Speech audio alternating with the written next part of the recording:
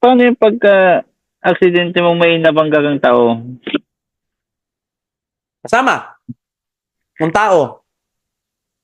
Okay, discuss ko na po yan.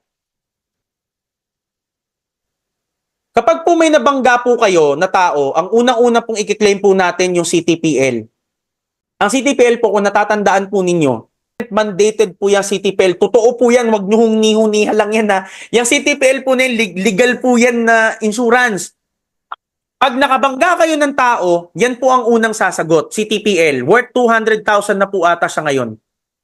Kapag po kinulang ang CTPL, that's the time po na ang bodily injury sa loob ng policy po ninyo ang next na pwede ninyong pagkuhanan para po wala kayong ilabas na pera. Halimbawa, 350 yung total na damage, nabalian yung nabangga po ninyo, na wag naman sana. Nabali, may mga cost mga ganon, kukumputin po yan. Yung CTPL, babayaran ninyo, ibabayaran kayo 200,000 after nyo maklaim. After the CTPL, that's the time na lalabas naman po ang sa insurance natin, yung bodily injury. Pag kulang po yung pera po na ibabayad po doon. Uunahin natin ang CTPL. Next ang insurance policy.